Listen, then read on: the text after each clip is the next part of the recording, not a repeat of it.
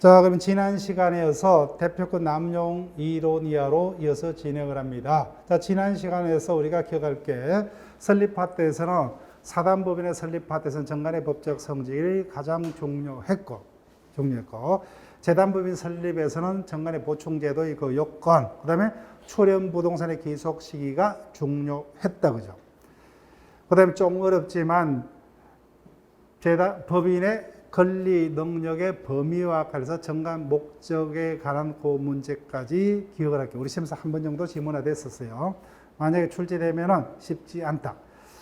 자, 이때 법인의 권리 능력 범위는 정관의 목적 범위 내로 한정이 되는데, 이때 목적 범위라 하면은 정관에 명시된 목적에만 국한 또는 뭐요? 제한되는 것은 아니다. 명시가 되지 아니했더라도 뭐요? 명시가 되지 아니한 행위라도 명시된 목적 달성에 필요한 행위는 정관 목적 범위 내의 행위로 해석이 된다, 그죠? 보시면. 자, 대표권 남용으로 합니다. 출제는 뭐요? 여기보다는 대리권 남용이 더 중요합니다. 똑같다 그러세요. 이사인 대표가 대표권을 남용했다, 그죠? 이를 대표권 남용이라 하고, 대리가 뭐요? 자신이 가지는 대리권을 남용했다, 그죠? 이를 대리권 남용이라 합니다. 똑같아요. 자, 여기 볼게요.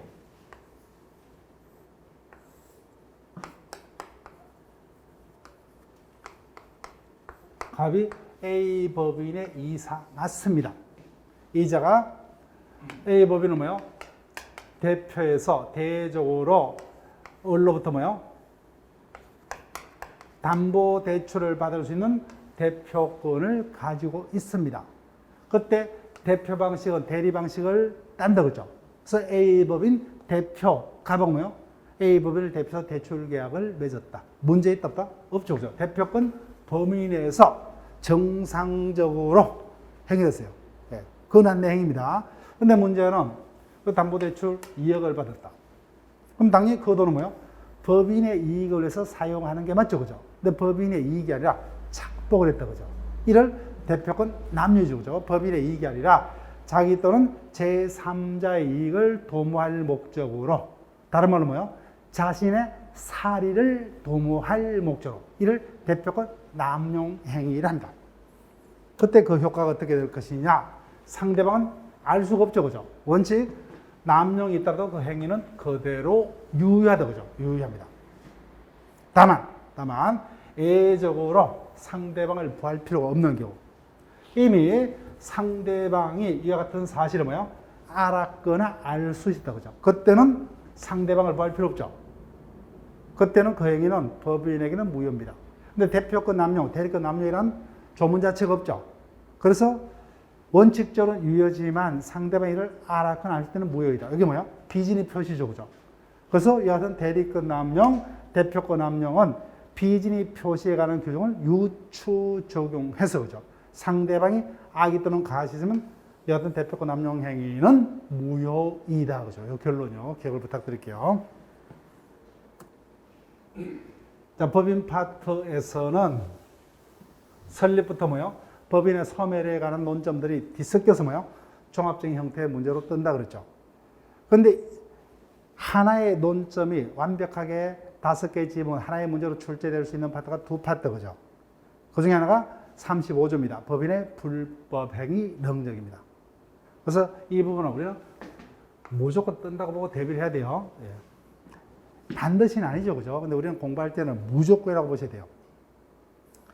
자, 법인의 불법행위 능력을 우리가 본격적으로 보기 전에, 지난 시간에 우리가 얼핏 했던 거 볼게요.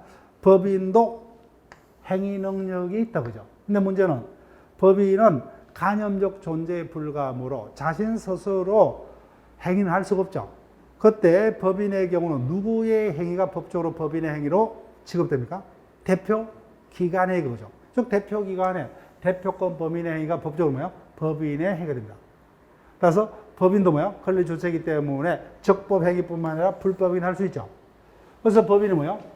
상대방 피해자에게 발생한 손해에 대해서 법인이 불법 행위 책임을 지려면 이게 법인의 행위가 돼야 되죠. 근데 법인의 행위는 누구의 행위만이? 대표 기관의 행위만이 그죠. 그래서 35조랑 법인의 이사 기타 대표자가 책가심비죠. 따라서 행위자가 대표여야만 합니다. 그 다음에 뭐요? 대표도 뭐요? 저 보세요. 자연이 맞죠, 그죠? 근데 이제는 신분이 두 개예요. 하나 뭐요? 법인의 대표 신분도 가지고 있고, 하나 뭐요? 자신도 가족의 가장으로서, 그죠? 예, 개인적인 신분도 가지고 있죠. 근데 이 자의 행위가 뭐요? 법인의 행위냐, 또는 뭐요? 개인의 자신의 사적인 행위냐가 구분이 될 수 있어야 되죠. 그래서 대표자의 모든 행위가 아니라 뭐요? 그 자의 법인의 직무 행위라 해야 된다, 그죠? 대표자가 그 직무에 관해서 타인에 관한 손해를 배상할 책임이 있다. 그때 두 번째 문장도 기억을 하셔야 되죠. 이때 법인의 불법이가 성립하더라도 뭐요? 이사 기타 대표자는 이로 인한 자신의 손해배상 책임을 면하지 못한다, 그죠? 그래서 우리가 기본 이론 시간에 피해자는 법인 또는 뭐요? 대표기관 개인에게 선택적으로 손해배상을 청구할 수 있다. 이와 같은 책임의 형태를 부진정 연대라 했다, 그죠? 본문에서 다시 확인합니다. 이하 조문 자체로는 단골입니다. 기억을 하셔야 돼요. 법인의 목적 범위 외의 행위로 인해서. 자, 지난 시간에 했어요. 법인의 행위가 되려면 그 행위가 뭐예요? 법인의 설립 목적 범위 내의 행위여야 되죠. 따라서 대표기관의 행위일지라도 그 설립 목적 범위를 벗어난 행위는 권리 능력을 벗어난 행위이므로 법인의 행위는 될 수 없다, 그죠? 그때 타인에게 손해를 가면 법인의 불법행위는 성립할 수가 없어요. 대표기관 개인의 불법행위입니다. 법인의 목적 범위 외의 행위로 해서 타인에게 손해를 갈 때는 그때는 뭐야? 법인은 책임이 없어요. 그때 그 행위가 뭐야? 어떤 총회, 결의 등을 통해서 일어났다면 피해자를 두텁게 보호하겠어. 행위자뿐만 아니라 뭐야? 그 사항 의견에 찬성하거나 의견을 집행한 사원 등이 뭐야? 연대해서 배상 책임을 지도록 되어 있습니다. 자, 그러면 구체적으로 합니다. 먼저 피해자에게 뭐요? 생긴 손해에서 법인이 직접 불법행위 책임을 지려면 첫 번째, 최근에 여러 번 출제가 됐어요. 갑의 신분이 대표여야 한다, 그죠? 첫 번째, 대표 기관의 행위여야 됩니다. 대표 기관의 행위일 것. 행위자가 누구여야 돼요? 대표 기관이어야 된다, 그죠? 그래서 대표 기관은 이사, 임시이사, 특별대리인, 직무대행자, 청산인의 하죠. 따라서 대표 기관이 아닌 자의 행위라면 법인의 불법행위는 성립할 수 없죠. 법인의 불법행위는 성립할 수 없고, 그때 뭐요? 대표 기관이 아닌 자는 법인의 피용자는 될 수 있죠, 그죠? 그래서 법인은 피용자를 고용해서 업무에 종사하는 사용자가 될 수 있죠, 그죠? 그래서 피용자가 법인의 사무를 집행하다 타인에게 손해를 끼쳤다. 그때 우리가 마지막 시간에 조문 자체는 기억합니다. 볼 거예요, 그죠? 그래서 사용자가 대신 뭐요? 배상하는 책임을 사용자 책임이라 하더라고요, 그죠? 따라서 행위자가 뭐요? 대표라면 법인의 불법행위. 그자가 대표가 아니라면 뭐요? 사용자 책임만이 가능할 수 있죠. 최근에 여러 번 떴어요. 따라서 사용자 책임이 성립하는 경우는 법인의 불법에는 성립할 수가 없고, 반대로 뭐요? 법인의 불법에가 성립하는 경우는 사용자 책임은 성립할 수가 없죠, 그죠? 동시에 성립 못합니다. 왜요? 행위자가 뭐요? 대표라면 법인의 불법 행위가 되는 거고, 그죠? 뭐요? 대표가 아니라면 사용자 책임만이 뭐요? 가능합니다. 자, 볼게요. 그래서 첫 번째, 대표 기관의 행위여야 되죠. 그래서 총회라든지 감사, 그 다음에 뭐요? 이사가 선임한 대리인, 이자들은 법인의 임의 대리인을 불가지고, 그죠? 이자들은 대표가 아니기 때문에 이자들은 한마디로 뭐요? 피용자다, 그죠? 피용자. 법인의 업무를 대신하는 피용자, 즉 법인은 이를 고용해서 업무에 종사하는 사용자입니다. 그래서 이런 자들의 행위에 대해서는 사용자 책임만 가능하다, 그죠? 법인 자신의 불법에는 성립할 수 없다. 사용자 책임만 될 수 있고, 이 부분 최근에 자주 출제됐어요. 예.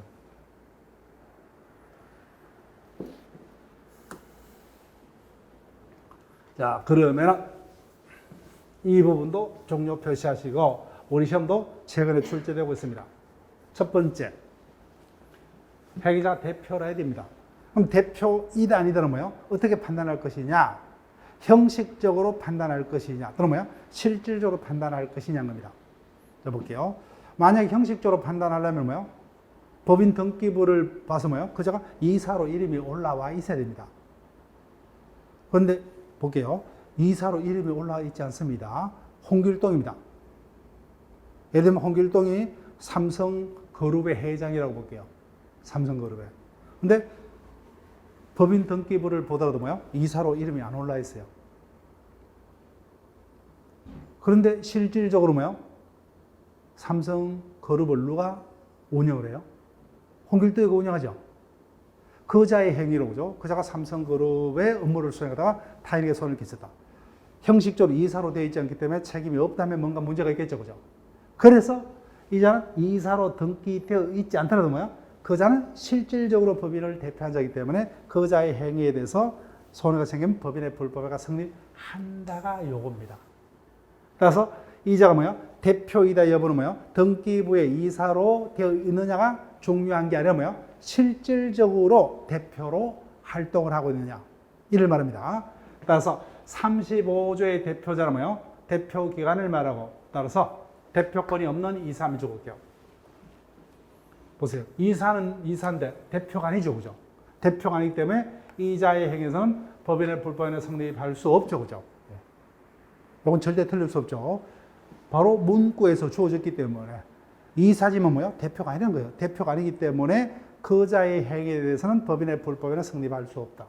그럼 적지는 마세요. 이 경우 법인이 책임을 집니다. 그때는 어떤 책임만이 가능하다? 사용자 책임만이 가능하지 법인의 불법인은 될 수가 없다. 2번 판례요. 그래서 행위자가 대표이냐 여부를 어떻게 판단할 것이냐? 형식적이 아니라 그죠? 즉 명칭이 이사로 되어 있느냐 그죠? 그자가 이사로 등기되어 있느냐? 이거는 뭐야? 중요치 않다는 겁니다. 자, 여기다 체크할게요. 장애법인을 실질적으로 운영하면서 법인을 사실상 대표.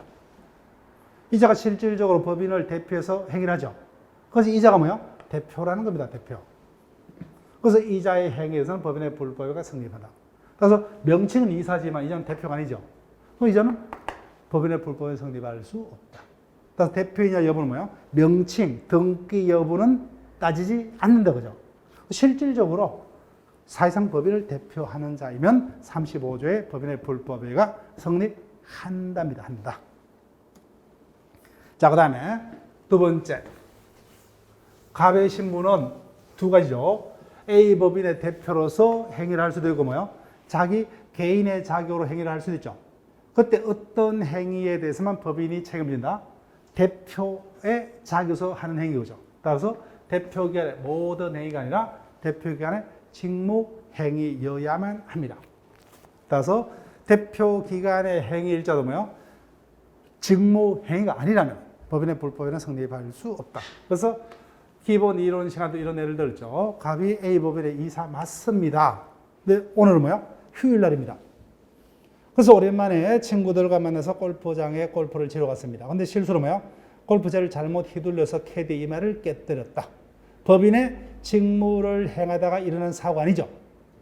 개인의 친목 활동으로 일어난 사고다. 그죠? 이때는 법인은 불법의 책임을 지지 않는다고요. 그 문제는 직무행위여야 됩니다. 그래서 직무행위에 해당 여부를 어떻게 판단할 것이냐. 이게 35조에서 가장 중요합니다. 자, 다시 물어볼게요. 그래서 이 경우 법인의 불법에가 성립하면은 피해자는 뭐예요? 법인에게 손해배상 책임을 물을 수 있다. 그죠? 근데 이와 같은 손해배상 책임을 묻기 위해서는 우리가 지금 검토하는 요건이 되는 사실을 다 누가 입증해야 돼요?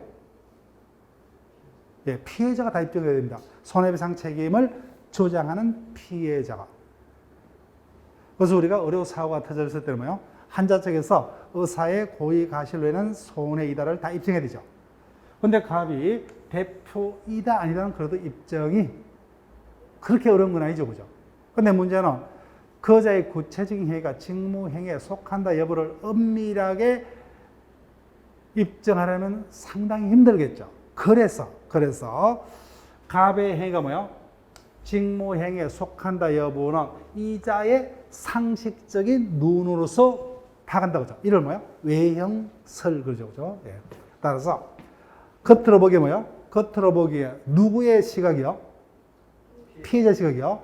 피해자를 뭐야? 우리 일반인의 눈으로 봤을 때 겉으로 보기 뭐야? 대표기관의 직무행위라고만 보이면 뭐야? 또는 그와 관련성이 있는 행위이기만 하다고 뭐야? 인정이 되면 불법행위가 성립한다는 거예요. 그래서 지금부터 기억을 부탁드릴게요. 이런 표현. 따라서 이 부분이 가장 중요합니다. 여기까지. 따라서 외형상 직무행위라고 보입니다. 그래서 이자가 뭐예요? 사립학교의 이사입니다. 이사장이요. 학교가 낡아서 비가 셉니다. 그럼 당연히 재단 이사장은 학교 건물 수리를 위해서 금융기관으로부터 대출을 받을 권한이 있다 없다? 있다 그죠? 그래서 외형상 대표기관의 직무 범위에 속한다고 보이면 뭐예요? 그것이 설사 대표기관 개인의 사리를 도모하게 한 행위. 이게 뭐야? 제목 붙이면 대표권 남용행위다 그죠? 그래서 이제가 대출을 받았습니다. 대출을 받아서 어떻게 했어요? 학교를 수리를 하지 않고 뭐야? 자기가 착복했다. 이 같은 행위가 뭐야? 대표권 남용행위죠. 대표권 남용행위이든. 근데 겉으로 보기에는 당연히 대출받을 권한이 있다 그죠? 그래서 대표권 남용행위이든 또는 법의 규정에 위배된 것이라도. 그래서 사립학교가 이와 같은 목적으로 대출을 받으려면은 내부적으로 이사의 결의를 거치고 외부적으로는 교육관청에 뭐야? 허가를 거치도록 되어 있어요, 법에. 근데 그와 같은 절차를 거쳤다, 안 거쳤다? 안 거쳤죠. 그와 같은 뭐야? 법에 위반되었더라도 이자가 보기로는 당연히 뭐야? 대출받을 권한이 있다, 그죠? 그럼 직무행위가 되기 때문에 불법에 성립한다. 자, 이거 계속해 가셔야 돼요. 다시 한번. 외형상 직무행위로만 볼 수 있다면 그것이 뭐야? 그 행위가 대표권 남용행위 여건 그죠? 법의 규정을 위반 행위 여건 불문하고 법인의 불법가 성립한답니다. 다만 누구의 눈으로 직무행위에 해당 여부를 판단한다? 상대방 피해자 그죠? 근데 반대로 해석하면 이자가 이미 뭐야? 갑의 구체적 행위가 대표기관으로서 행위가 아니면 뭐야? 이자가 이미 알았다. 그럼 직무행위 아니죠, 그죠? 법인의 불법에게는 성립할 수 없다는 거예요. 다만 상대방이 대표자가 개인의 사리, 도모, 목적 또는 뭐요? 법의 규정에 위배해서 알았다, 그죠? 이미 직무행위가 아님을 알았죠. 여기까지는 문제없죠, 그죠? 근데 더 많이 듣던 게 뒷부분 표현이죠. 몰랐지만 중대한 과실로 알지 못한 경우. 이자가 몰랐지만 뭐야? 선이지만 중대한 과실로 몰랐죠. 조금만 신경 썼다면 충분히 뭐야? 직무에 속하지 않음을 알았다, 그죠? 그때 판례는 뭐야? 안경하고 동일시 취급해버린다, 그죠? 그때 이미 직무에 속하지 않음을 알았기 때문에 법인에 대해서는 책임을 묻지 못한다, 그죠? 그때는 법인의 불법에는 성립할 수 없다. 자, 이 부분이 가장 중요합니다. 자, 다시 한번요. 법인의 불법에가 성립하려면 그 행위가 대표기관의 직무행위여야만 한다. 그때 직무행위에 해당 여부는 피해자의 상식적 눈으로 파악을 한다, 그죠? 그래서 외형상 직무행위라고만 보이며 그이가 대표권 남용행위였다. 또는 뭐야? 법을 위반하는 행위였던 불문하고 법인의 불법에가 성립한다. 반대로 뭐야? 상대방이 이미 대표기관의 행위가 직무행위에 속하지 아니함을 뭐야? 이미 알았거나 몰랐더라도 뭐야? 중대한 과실로 모르는 경우는 그때는 피해자에게 너무 잘못이 크기 때문에 그때는 법인의 불법의 책임은 성립하지 않는다. 비법이 사는 똑같다고도 유추 적용이 되므로 그래서 제일 중요합니다. 법인의 불법의 파트에서는. 자, 그러면 판례는 이미 제가 본문에서 설명을 드린 거예요. 자, 그래서 1번 직무행위의 포함 여부는 외형상으로 판단한다, 그죠? 외형상 직무행위로만 인정될 수 있으면 그것이 뭐야? 대표기관 개인의 사리 도모를 위한 대표권 남용행위든 법의 규정을 뭐야? 위배된 행위든 불문하고 법인의 불법에가 성립한다는 거예요. 그런데 상대방은 뭐야? 이미 이 같은 사실을 알았다, 그죠? 또는 몰랐더라도 중대한 과실로 모르는 경우는 그때는 법인의 불법행위는 성립할 수 없다, 이렇게 됩니다. 자, 그래서 요거예요. 3번 판례는 보지 마세요. 제가 설명한 거예요. 누굽니까? 사립학교예요. 은행입니다. 은행이에요. 근데 이자가 학교 수리를 명목으로 돈을 빌렸습니다. 빌렸어요. 근데 이자가 그 같은 사실을 알았다, 몰랐다? 몰랐다. 그렇지만 결론, 이 같은 행위가 법을 벗어났습니다. 그러면 차용행위는 유효다, 무효다? 무효잖아요. 무효. 그렇지만 이자는 권한 범위로 알았죠. 그러면 당연히 뭐야? 손해가 생길 수밖에 없죠. 그때 누가 책임진다? 법인이 불법의 책임을 진다. 그 말이에요. 3번 8년 안 보셔야 돼요. 3번 8년. 자, 그 다음. 3번. 법인의 불법에도 불법행위 중에 하나죠. 그죠? 따라서 35조 요건 플러스 뭐요? 750조의 일반적 불법 요건을 당연히 구별돼요. 이 부분은 여기서 시험 문제 아니에요. 따라서 대표 기관의 행위가 뭐예요?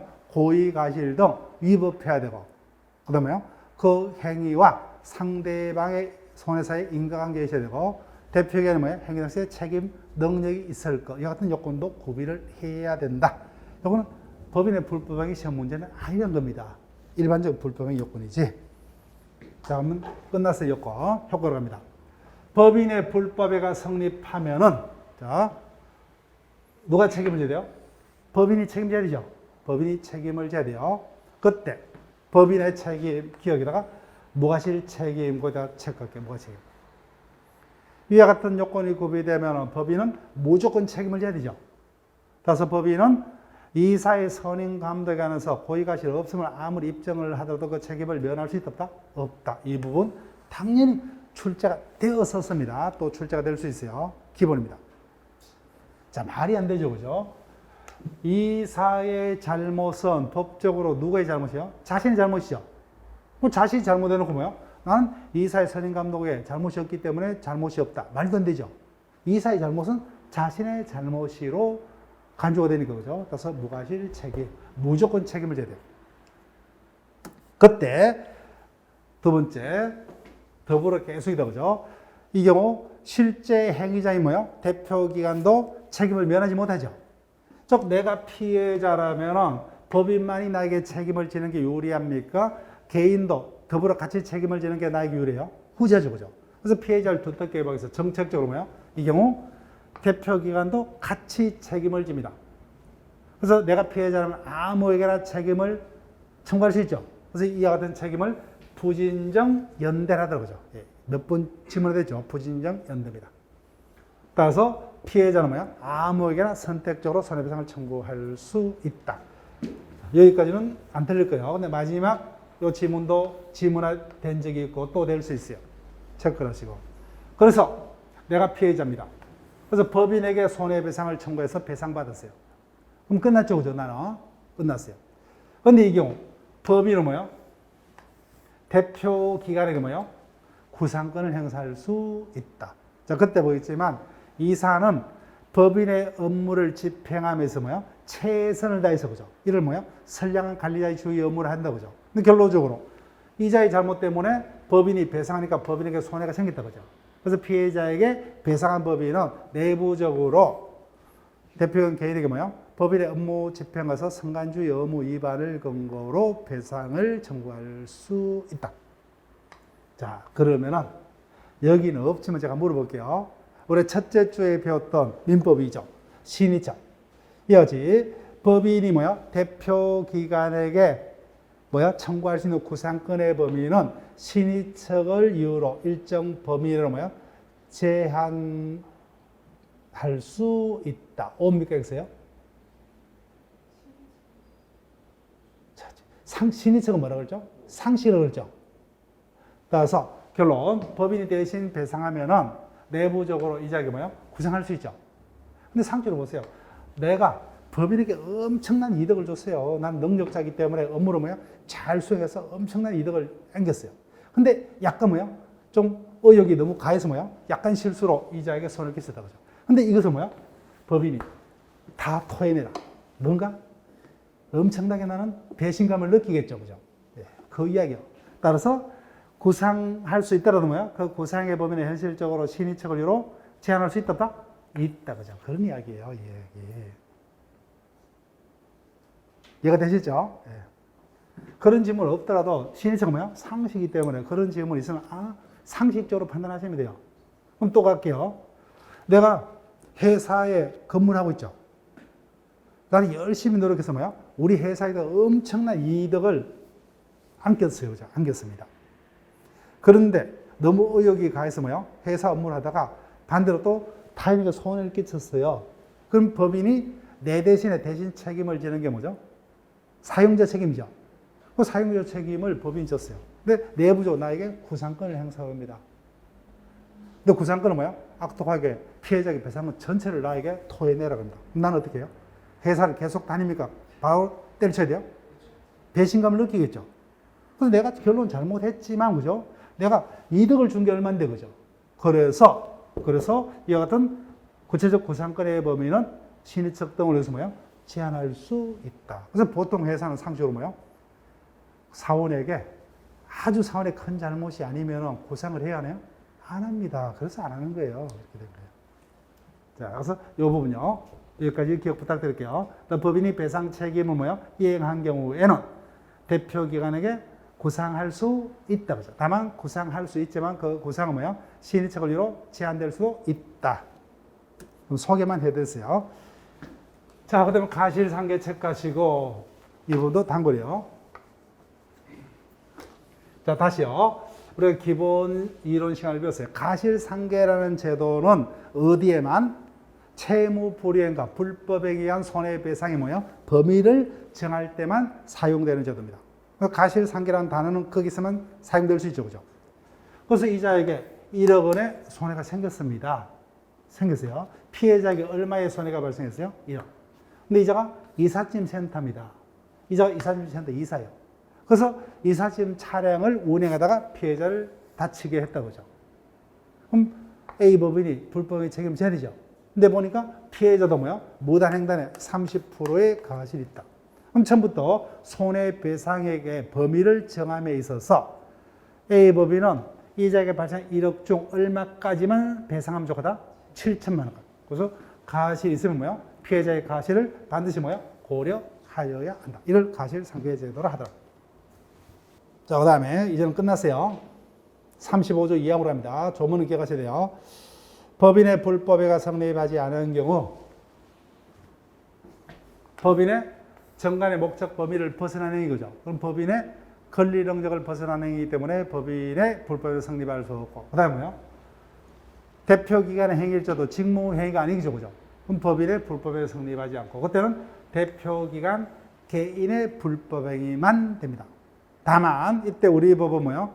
피해자를 두텁게 보호할 목적으로 그 같은 행위가 총회 등의 결의를 거쳐서 이루어졌다고 하죠. 그때는 그 의견에 찬성하라고 의견에 집행한 사원 등도 뭐요? 같이 연대 책임을 줍니다. 똑같이 부진적 연대. 이거는 조문만 기억을 하시면 돼요. 조문만. 자, 그 다음 이것도 체크하시고, 행위자가 대표기관이라면 뭐요? 그때 법인이 지는 책임이 뭐요? 법인 자신의 불법행위 책임이죠. 근데 행위자가 대표가 아닌 피용자입니다. 그때는 뭐요? 법인은 어떤 책임만? 사용자 책임만. 그래서 법인의 피용자가 법인의 사무를 집행하다가 뭐요? 타인에게 손해를 끼쳤다고 하죠. 그때는 법인의 불법에는 성립할 수 없고, 그때는 뭐요? 사용자 책임만. 양자는 근본적으로 다릅니다. 법인의 불법행위 책임 뭐요? 이사의 행위는 법적으로 누구 행위요? 자기 겁니다. 따라서 자신의 책임이다 그죠? 근데 피용자 행위는 타인 행위죠. 타인 행위는 뭐요? 사용자가 대신 책임을 져요. 타인 행위에 대한 책임 전혀 다릅니다. 그래서 사용자 책임 뭐요? 무과실 책임이 아닌 가실 책임이다 그죠? 선임감독상의 가실 책임. 그래서 가실 없는 책임을 지지 않습니다. 근데 법인의 불법행위 책임 뭐요? 무조건이죠. 무과실 책임입니다. 자, 그러면은 우리 시험 보면서 이제 무과실 책임은 두 가지예요. 불법행위 파트에서 기본 이론 시간에 배웠던 것 떠올랍니까? 공작물의 하자로 인한 손해는 뭐요? 1차적으로 누가요? 점유자가 배상 책임이죠. 점유자의 배상 책임은 가실 책임이죠. 그때 점유자에게 가실이 없으면 누가요? 소유자가 무조건 거죠. 이것도 무과실 책임이다 그죠? 법인의 불법행위도 무과실 책임. 자, 거기까지 기억을 하시고, 자, 기출 문제를 통해서 확인해 볼게요. 21회차 문제입니다. 틀린 것은 1번. 청산이는 법인의 대표가 아니므로 바로 틀렸죠. 그죠? 예. 이렇게 출제되면 좋은데, 그죠? 예. 이렇게 출제 안 될 거예요, 이제는. 2번. 중요합니다. 보세요. 법인의 대표자가 직무에 가서 타인에게 불법의 행위를 한 경우. 그때는 뭐예요? 사용자 책임 규정은 적용되지 않는다. 한번 꽂습니다. 한번 꽂았어요. 그죠?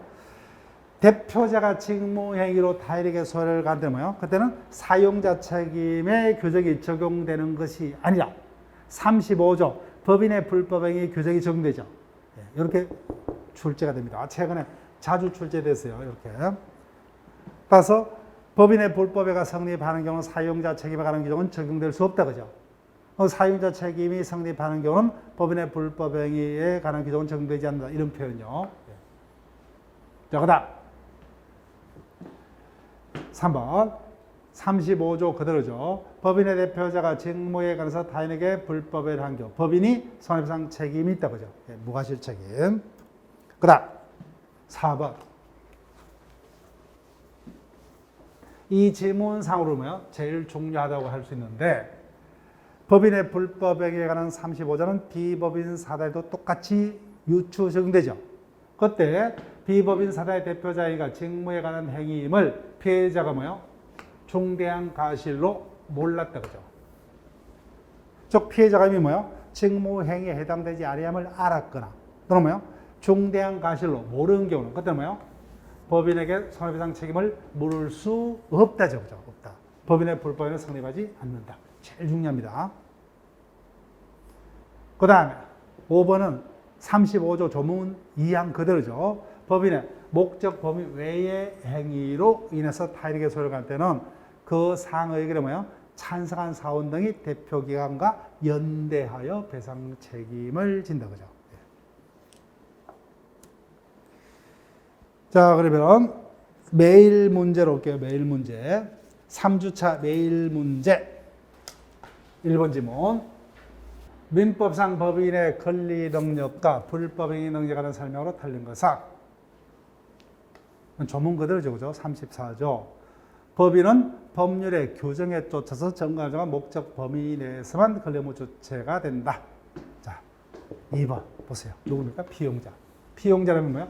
사용자 책임이죠. 그죠? 756조. 법인의 피용자가 사무집행에 가서 불법행위를 한 경우 그때 법인은 뭐예요? 756조 사용자 책임을 부담할 뿐 법인의 불법행위 책임은 성립할 수 없다. 그죠? 그 다음 또 떴잖아요. 35조 이야기다. 그죠? 법인의 목적 범위 외의 행위로 인하여 타인에게 손해를 간 때 뭐예요? 그 상을에게 찬성한 사원 등이 연대하여. 그죠? 자, 그 다음 4번 질문이 제일 중요하다고 그러죠. 우리 시험에도 있었죠. 보세요. 대표자의 행위가 직무 행위가 아니면 뭐예요? 피해자가 알았거나 뭐예요? 중대한 과실로 알지 못한 경우에는 법인에게는 책임을 물을 수 없다죠. 없다. 정답 4번. 그 다음 5번. 대표 기관의 행위여야 된다고 하죠. 이때 대표 기관인지 여부는 명칭이 이사로 되어 있느냐, 그죠? 이사로 등기되어 있느냐, 이거는 따지지 않는다, 그죠? 그래서 35조 제1항의 대표자는 명칭, 그럼 뭐요? 등기 여부 불문하고, 실질적으로 뭐요? 법인을 대표해서 운영하는 이런 자들이 뭐요? 대표에 해당한다, 그죠? 예. 이런 사실상 대표라는데, 그 제목은 볼 필요 없어요. 법인의 기관으로 갑니다. 자, 법인의 기관 파트에서는 이사는 무조건 뜹니다. 매년 떠요. 자, 총설 파트에서는 쭉 확인할게요. 법인은 간접적 권리 주체에 불과하므로 현실적으로 권리를 취득하고 의무를 획득하려면, 부담하려면 일정한 조직을 필요한다. 그죠? 그 조직을 기관이라는데 세 가지 종류. 단체 의사를 의사결정기관. 이 어떤 의사결정기관은 총회인데 사단법인만 존재할 수 있는 기관이고, 그 다음에 뭐요? 그래서 단체 의사가 결정됐다면 내부적으로 법인의 업무를 집행하고 대외적으로 법인을 대표하는 기관이 필요하죠. 원칙적으로 사단재단공이 이사가 이와 같은 기관이고, 그 다음에 이 같은 업무 집행기관의 업무를 감독할 수 있는 감독기관인 감사를 둘 수 있다고 하죠. 임의 기관으로 되어 있습니다. 그래서 이사는 무조건 떠요. 이사는 두어야 한다죠. 필수기관. 반드시 두어야 됩니다. 자, 그럼 이사의 신분은 뭐예요? 대표, 대조는 대표죠. 내부조는 업무를 집행하는 반드시 뭐예요? 두어야 되는 필수 상설 기관으로 되어 있다. 자, 밑줄 긋지 마세요. 이사를 몇 명으로 그죠? 임기를 어떻게 하냐? 법에서 제한이 없어요. 자기들이 정관을 정하면 돼요. 그럼 당연히 자연인만이 이사가 될 수 있다. 자, 그 다음. 여기다 체크할게요. 이사 임면에 관한 사항 체크할게요. 제가 강조를 한 이유는 뭐예요? 최근에 이 지문을 쏘깁니다. 각종 시험에서. 우리 시험도 충분히 쏘길 수 있어요. 자, 이 부분. 이사의 성명주사고 뭐예요? 이사 임면사항. 이 부분을 체크를 하시고 반대 표시를 하시면 돼요. 반대 표시. 달라요. 자, 설명드릴게요.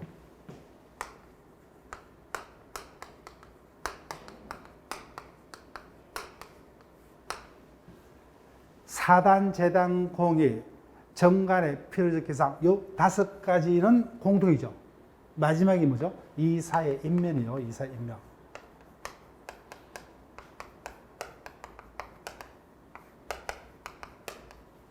자, 여기 어떤 의미냐면 뭐예요? 어떠한 절차를 통해서 뭐예요? 자신들의 이사를 임명하고죠.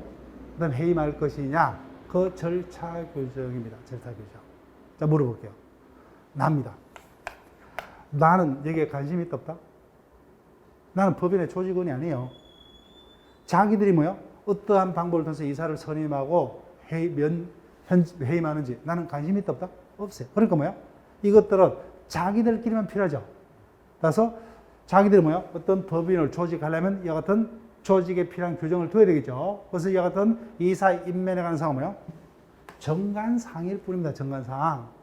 정관은 왜 필요해요?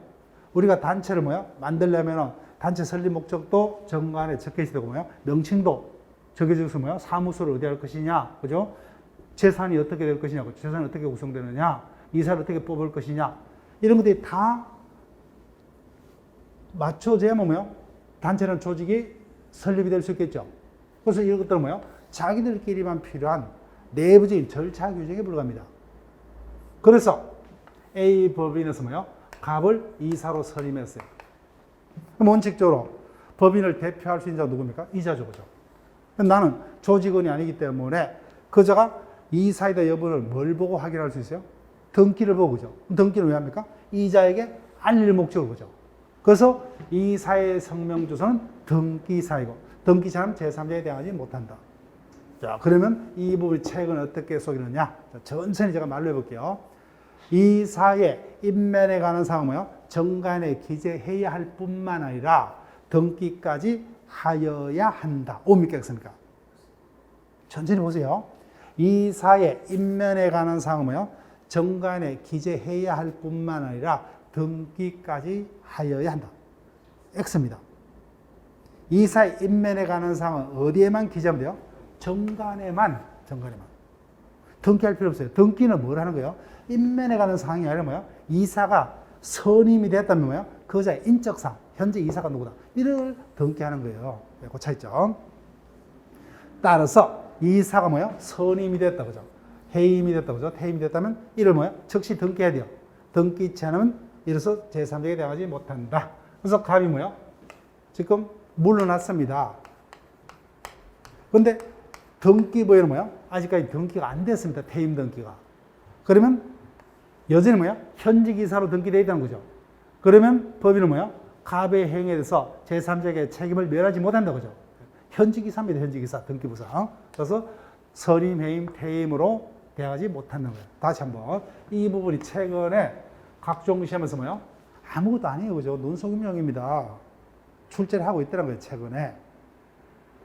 이사의 임면에 관한 사항은 뭐예요? 정관에만 기재하면 됩니다. 이사의 성명주소는 정관에 기재할 필요가 있어요, 없어요? 없어요. 성명주소는 어디에요? 등기부에다가. 차이점. 이사의 임면에 관한 사항은 뭐예요? 정관에다가. 이사의 인적사항은 뭐예요? 등기부에다가.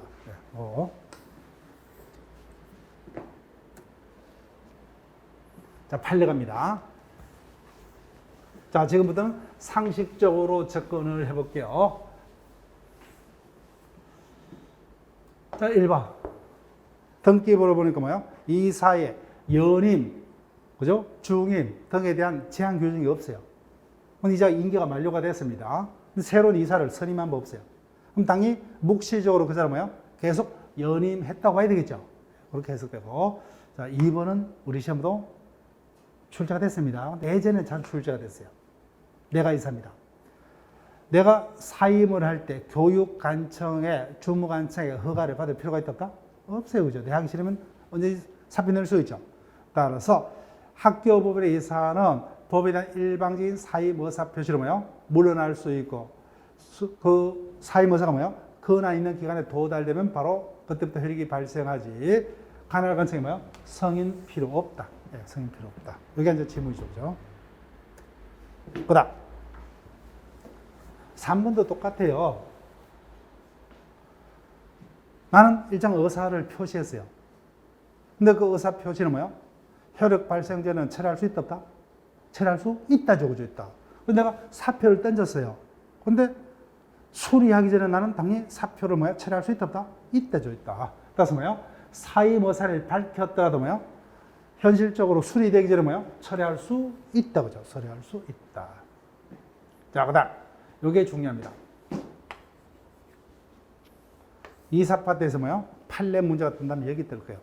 자, 볼게요. 지난 시간에 정가는 뭐예요? 법적 성질이 계약입니까? 자치법기요? 자치법기죠. 그럼 정관이 있어요. 민법 규정이 있습니다. 그러면 적용 순서가 어떻게 돼요? 정관이 먼저 적용되죠. 민법은 일반법, 정관은 뭐예요? 특별법, 개별법, 정관이 먼저 적용돼요. 보니까 정관에 어떠한 사유가 있으면 뭐예요? 이사를 해임할 수 있다. 그 사유가 정관에 기재되어 있어요. 그럼 이거를 반대로 해석하면 그 사유에 해당하는 행위는 이사를 해임할 수 있지만 그 사유로 되지 않는 행위를 가지고는 이사를 해임할 수 있다 없다? 없다는 거예요. 해임할 수 없다. 자, 볼게요. 이사의 해임 사유가 뭐예요? 정관에 규정이 되어 있습니다. 그때 뭐예요? 법인은 체크할게요.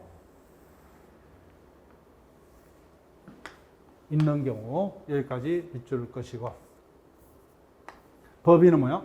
이사의 중대한 의무 위반 등의 뭐예요? 특별한 사정이 없는 이상 정관에서 뭐예요? 정해지 않는 사유는 이사를 해임할 수 없다. 기억하셔야 돼요. 자, 다시 한번 원칙적으로 그죠? 정관을 보니까 어떠한 사유가 있으면 이사를 해임할 수 있다. 그 사유가 뭐예요? 정관에 기재되어 있죠.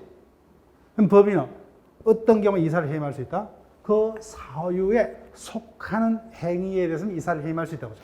그래서 그 사유에 속하지 아니한 사유로는 이사를 해임하지 못한다고 하죠. 언제나 틀려요. 다만 정관에 규정이 안 되지만 뭐예요?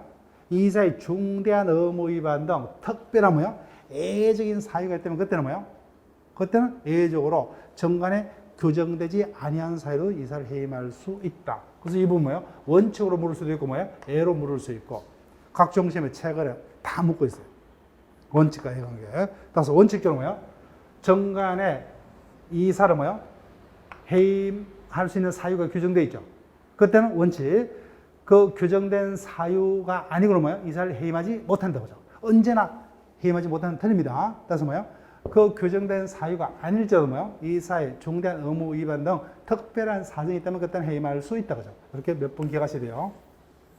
이 부분은 어감으로 찾아내는 파트입니다. 연습을 하셔야 돼요, 이 부분은. 원칙과 애관계죠. 원칙적으로는 정관에서 뭐예요? 정해진 사유가 아닌 사유로는 이사를 해임하지 못한다. 다만 예외적으로 뭐예요? 특별한 사정이 있다면 그때는 해임할 수 있다. 그죠? 그렇게. 자, 그래서 중요한 어떤 판례는 체크를 했습니다. 자, 그럼 여기까지 일단은 체크표를 해두세요. 여기까지. 자, 다시 한번. 이사 파트에서는 뭐예요? 일단은 조문 문제입니다. 조문 문제인데, 다만 판례 문제가 될 수가 있는 것은 지금 소개해드렸던 뭐요? 이사가 사임하게해서 간악한 체거가 필요 없다 그죠? 이미 출제가 되었고, 그 다음에 최근에는 문제가 될 수 있는 게 4분 판례요. 이 부분은 판례 문제로서 깊이 있게 출제가 될 수 있고, 또 하나 조문 문제로서 뭐요? 최근에 다른 시험에서 자주 쏘기는 게 요거예요. 이사의 인면에 관한 사항은 뭐요? 정관에만 기재하면 좋겠다 그죠? 등기까지 할 필요가 없죠 그죠? 근데 이사의 성명주는 반드시 뭐요? 반대로 등기 사항이지 정관에는 기재될 사항이 아니라는 겁니다. 이 부분. 그래서 이 부분도 지금 최근에 각종 시험에서 조문 문제에서 자주 쏘깁니다. 여기까지만 통과했다면 뭐요? 우리가 다음 시간부터 확인할 것은 그냥 조문 암기 문제에 가까워요. 그 부분은 우리 시험도 여러 번 출제가 되었고 더 이상 틀리지 않는 그런 것을 반복하는 차원에 불과합니다. 이 부분과 금방 소개했던 이사의 해임에 관한 사유가 정관에 규정이 되어 있을 때 그에 대한 의미를 여러분들이 준비를 하시면 크게 문제가 없습니다. 일단 여기까지 하고 뭐요? 이사 파트는 제일 중요한 게 이사의 대표권 제한이에요. 근데 이 부분 안 틀릴 게 하도 많이 출제가 됐고 많이 다뤄져 봤기 때문에 그 다음 시간부터는 이사의 직무 권한부터 이어서 진행을 합니다. 다음 시간에는 어디까지 가능하냐면은 법률행위 일부까지 나올 거예요. 그래서 법률행위까지는 다 한번 예습을 부탁을 드릴게요. 법률행위까지 아마 매일 문제가 나갈 거예요. 거기까지 다는 못 끝내지만 욕심은 거기까지 됩니다. 그러면 오늘 수업은 여기서 마칠게요. 수고했습니다.